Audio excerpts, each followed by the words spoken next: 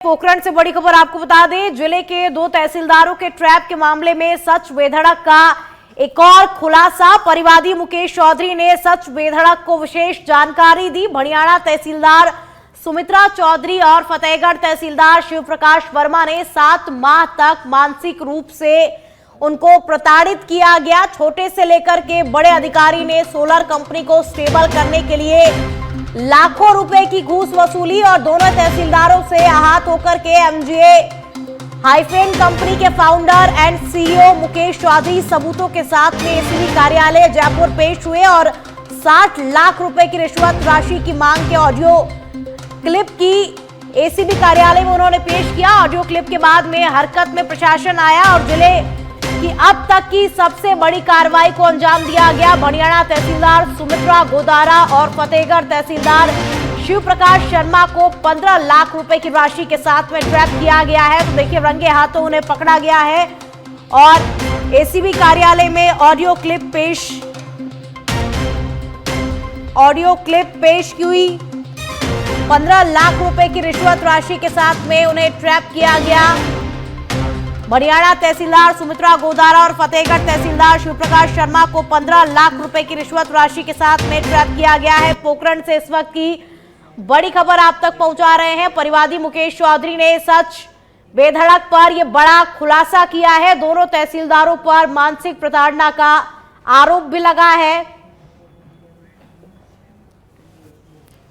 ये hyphen group का मालिक, मैं आप सभी से यही कहूंगा कि भड़ियाणा तहसीलदार और फतेहगढ़ तहसीलदार दोनों ट्रैप हुए हैं। इसमें सबसे पहले अब मेरी शुरुआत होती है जैसलमेर से जमीन के काम से सिलसिले में मैं गया था और मेरी मुलाकात हनुमान राम पटवारी से होती है। हनुमान राम पटवारी ने मतलब शुरुआत से ही रिश्वत मांगना शुरू कर दिया था और बार बार वो काम को अटकाया जा रहा था।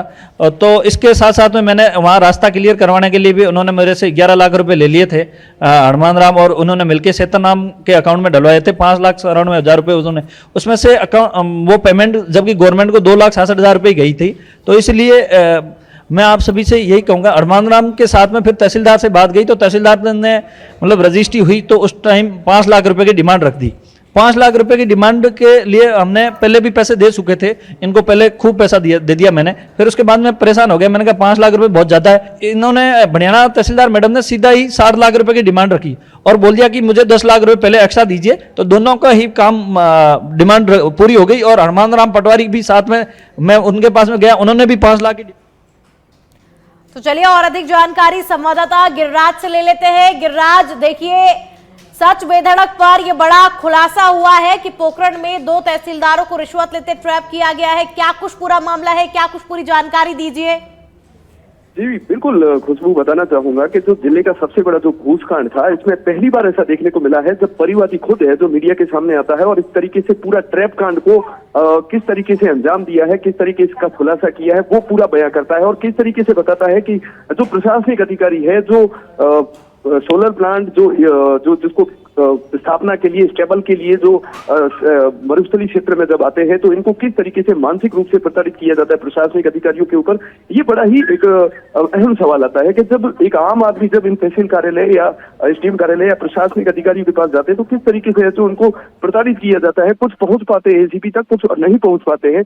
परंतु जो एमजीए हाइफेन कंपनी के एमडी और सीईओ और फाउंडर जो है मुकेश सारण, इन्होंने जब सच बेधड़क के सामने बड़ा खुलासा किया और एक ऑडियो क्लिप भी है जो जिसमें तहसीलदार जो भड़ियाणा तहसीलदार है सुमित्रा चौधरी से जिसकी बातचीत क्या है वो भी एसीबी के सामने उन्होंने पेश किया है और वो उसको सच बेधड़क के पास भी उन्होंने पहुंचाया है उस क्लिप को, जिसके अंदर साफ तौर पे देखा जा रहा है कि जो तहसीलदार है एक पूरा पैकेज की मांग करती है 60 लाख रुपए की, और उसी तरीके से जो फतेहगढ़ का जो तहसीलदार है शिव प्रकाश शर्मा, वो भी किस तरीके से है जो पूरा मामले को लेकर है जो एक बड़ा पैकेज की मांग करता है।